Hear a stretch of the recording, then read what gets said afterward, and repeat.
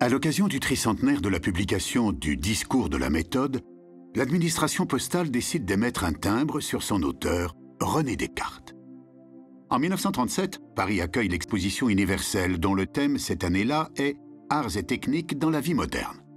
Pour l'occasion, un hommage est rendu à René Descartes. C'est le XVIIe siècle qui voit le passage de l'ombre à la lumière.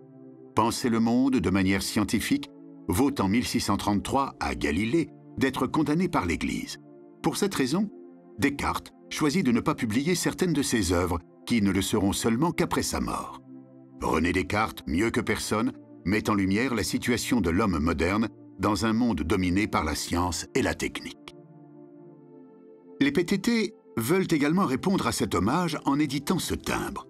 Mais le dessinateur qui s'inspire du portrait de Frans Hals fait une erreur grossière.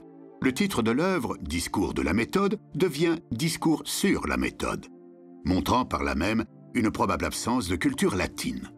Le ministère valide sans se rendre compte de rien, et le timbre est imprimé à 5 millions d'exemplaires. Lorsque la vignette est dévoilée à la presse, les journalistes constatent la bévue et le Figaro fustige le ministre de l'époque, pourtant normalien, en lui décernant un bonnet d'âne. Ce dernier demande de retirer immédiatement le timbre, mais trop tard. Quelques planches ont été vendues.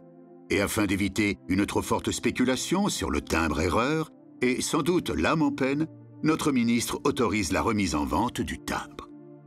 Le ministre a dû présenter ses excuses, le dessinateur faire son mea culpa, et les deux versions du timbre sont toujours en circulation. Les collectionneurs ne les présentent jamais l'un sans l'autre.